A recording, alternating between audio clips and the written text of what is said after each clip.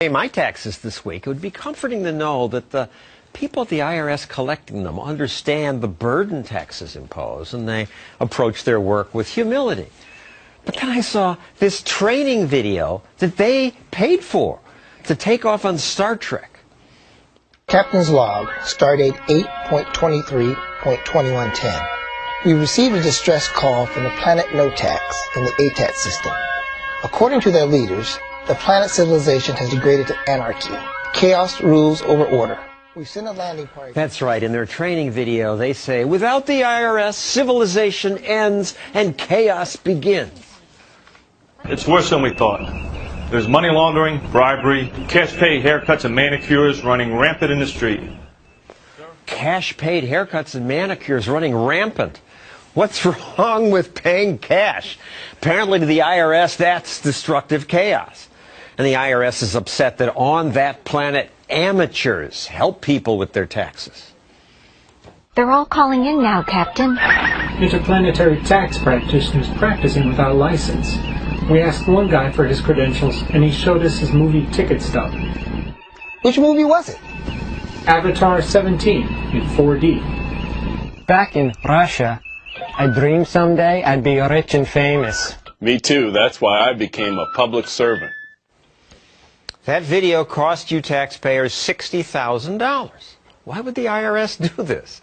This show's special correspondent Kennedy and Reason Magazine editor Matt Welch have some ideas, so why? What's going on here? This was a conference. This was a video in front of a conference of IRS investigators, and so it's a sort of way to build morale and make them feel good about themselves, so they can feel good that they're going throughout the galaxy and making sure that there's no chaos because there are IRS tax collectors scrounging through each and every seat cushion in the universe. It's inherently distrustful of human nature, and for that I find it patently offensive. And it's illogical.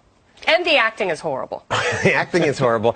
But there is logic that we need some taxes to pay for the government that we do need. There's no logic that somehow if you take the IRS out of the American picture, that it will devolve into anarchy. That doesn't make sense. We didn't have federal income taxes in this country 100 years ago. It's a century old, this notion, and the United States back then in 1900 was the biggest economy in the world. It wasn't chaos, it wasn't anarchy, it was the world's most successful economy before the federal income tax. And the government got money from tariffs, user fees. Exactly. And the last clip confused me because they say, oh, on this horrible planet, amateurs were helping people with their taxes. The IRS, the government tried to get a law passed saying you had to have a license to give tax help.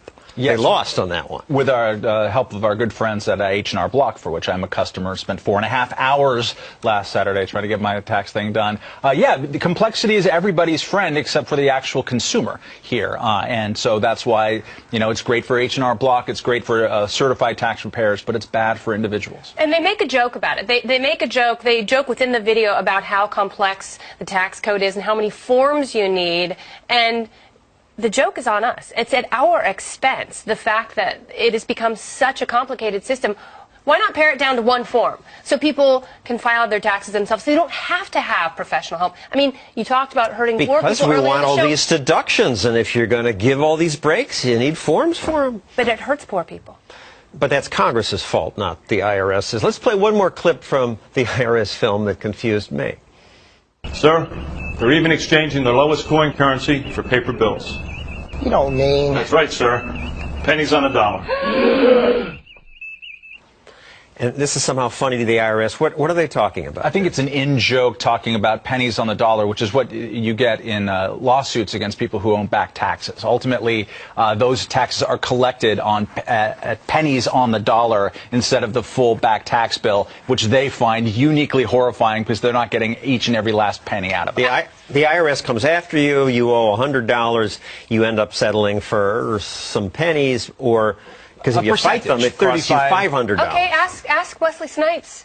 He's paid with his reputation and his freedom. He's rotting in a Spanish prison right now. It might not be a Spanish prison, but Wesley Snipes was sentenced to 3 years in prison for federal tax evasion, and he's not the only person who's suffered because of his celebrity. And let's also remember that the IRS is the only tax collecting agency in the entire world that says it can go around and force foreign banks to collect taxes